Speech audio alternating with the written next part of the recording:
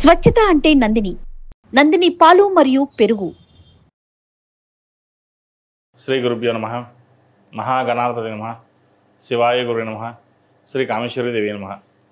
Suman TV ప్రేక్షకులకి శుభోదయ శుభాకాంక్షలు. నేను మీ సోమేశ్వర శర్మ. మేషం నుండి మీనం వరకు ఉన్నటువంటి రాశి ఫలితాలు నా పరిజ్ఞానం సహకరించే మేరకు ఈ వారం రాశి ఫలితాలను తెలియజేస్తాను.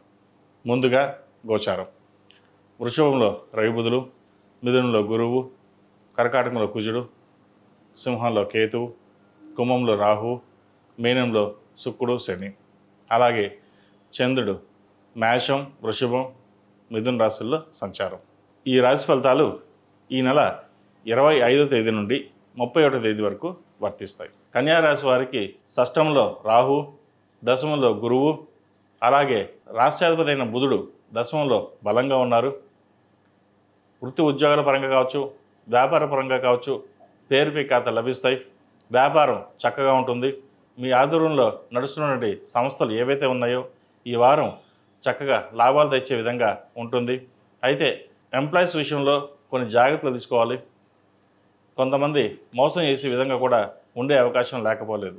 ప్రతి విషయాన్ని క్షుణ్ణంగా పరిశీలించుకుని ముందుకు వెళ్ళడం చెప్పదగినది. ఎవరు ఎన్ని చెప్పినా సరే మీ విషయాన్ని మీరు ముందుగా వెళ్ళడం, ప్రతి విషయాన్ని మీరు పసిగట్టి దానిని పరిష్కరించే విధంగా ముందుకు వెళ్ళడం అనేది జరుగుతుంది. అలాగే రాజకీయ రంగంలో ఉన్న వారికి చక్కగా ఉంది. ఏదైనా ఒక పదవి ఆశిస్తున్న వారికి ఈ వారం పదవి వచ్చే అవకాశం గోచరిస్తోంది. అలాగే భాగస్వామి విషయంలో మీరు చేసే కార్యక్రమాలు కావచ్చు, ఆవిడ తోడ్పాటు ఎంతగానో ఉంటుంది. ఆవిడ సహాయ సహకారాలు మిమ్మల్ని ఒక సంతృప్తికరంగాను ఒక స్థాయిని పెంచే విధంగా ఉంటుంది. ఎటువంటి విషయంలో అయినా సరే ఆవిడ సలహాలు సూచనలు తీసుకోవడం ఎంతో చెప్పదగిన సూచన. అలాగే వ్యాపార నిమిత్తమై విదేశాలకు వెళ్ళే అవకాశాలు గోచరిస్తోంది. వ్యాపారం బాగుంటుంది. విదేశాల్లో ఉన్నవారికి విద్యాపరంగా వ్యాపారపరంగా సానుకూల పరిస్థితులు గోచరిస్తుంది. ఉద్యోగం కోసం ప్రయత్నిస్తున్న వారికి కొద్దిపాటి ఇబ్బందులు అనేవి ఏర్పడతాయి. ఇంటర్వ్యూలో సెలెక్ట్ కాకపోవడం, లేదంటే సరిగ్గా చేయకపోవడం అనేవి ఏర్పడుతుంది. అయితే రవి బలంగా ఉన్నారు కాబట్టి, బుధుడు బలంగా ఉన్నారు కాబట్టి వచ్చిన అవకాశాలు చేజారిపోకుండా జాగ్రత్త వహించండి. కష్టే ఫలి అన్నట్టుగా మీ తెలివితేటలతోటి 10 మందిని మెప్పించగలరు. ఇటువంటి వ్యవహారాలు ఉన్నప్పుడు ఎవరికి భయపడాల్సిన అవసరం లేదు. మీ మనోధైర్యమే మిమ్మల్ని ముందుకు తీసుకెళ్తుంది. అదేవిధంగా విద్యార్థులకు ఈ వారం చాలా అనుకూలంగా ఉంది. విద్యా అవకాశాలు చాలా కలిసి వస్తాయి. మెరిట్ మార్కు సాధించగలుగుతారు.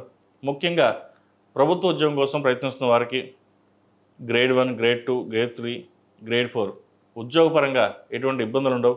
చక్కగా వీరికి గవర్నమెంట్ ఉద్యోగం వచ్చే అవకాశం గోచరిస్తోంది. అలాగే ప్రైవేట్ సంస్థల్లో పనిచేస్తున్న వారు కూడా చక్కగా ఉందని చెప్పచ్చు.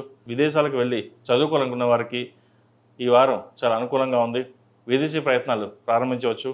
విదేశాల్లో ఉన్న వారికి గ్రీన్ కార్డ్, H1B, PR కోసం ప్రయత్నం చేస్తున్న వారికి ఈ వారం సానుకూలమైన పరిస్థితులు గోచరిస్తున్నాయి. ఈ రాశిలో నిర్మించిన స్త్రీలకు ఈ వారం చాలా అనుకూలంగా ఉంది. పేరుపై ఖాతా లభిస్తాయి. ఇటు కుటుంబంలో కావచ్చు, ఇటు వ్యాపారంలో, ఉద్యోగంలో మంచి మార్పులు చోటు చేసుకుంటాయి. ఏమి చేతకాని వారు, మీకు ఏమీ తెలీదు అన్నవారు కూడా మిమ్మల్ని ప్రశంసల కురిపిస్తారు. ఎందుకంటే ఎప్పటి నుంచో మీరు ఏమి చేయట్లేదు అన్న భావన ఏర్పడిపోతుంది. అందరూ ఒక ముద్ర వేస్తారు. వాటిని ఛేదిస్తూ మనకంటూ గుర్తింపు నలుగురిలో ఉండాలి అన్న భావన ఏర్పడుతుంది. కళారంగాల్లో ఉన్నవారికి చక్కగా రాణించగలుగుతారు. విదేశీ విద్య యోగిస్తుంది. వివాహం కాని వారికి మంచి సంబంధం కుదురుతుంది. ఎన్నో ఏళ్ళగా సంబంధం దగ్గర దాకా వచ్చి చేజారిపోయిన వారు కూడా ఈ వారం మంచి సంబంధం కుదిరే విషయం గోచరిస్తోంది. ఈ రాశిలో నిర్మించిన వారికి కలిసి వచ్చే సంఖ్య 8, కలిసి వచ్చే రంగు స్కై బ్లూ. ఏదైనా పని మీద బయటకు వెళ్ళేటప్పుడు బుధవారం కానీ శుక్రవారం అడిగిన వెళ్ళండి. మంచి ఫలితాలు సంప్రాప్తిస్తాయి. ఈ రాశివారు ప్రతిరోజు ప్రతినిత్యం దక్షిణామూర్తి స్తోత్రాన్ని పఠించడం, మేధా దక్షిణామూర్తి రూపు ధరించడం చెప్పదగిన సూచన. అలాగే సుబ్రహ్మణ్య పాశుపత హోమం చేయించండి. షష్టంలో రాహు, వ్యయంలో కేతు ఉన్నారు. మొన్నే గురు రాహు కేతులు మారారు. దీనివల్ల ఆరోగ్యపరమైన చిన్న చిన్న ఇబ్బందులు కావచ్చు, లేదా ఉద్యోగంలో కొన్ని మార్పులు కానీ చోటు చేసుకునే అవకాశం ఉంది.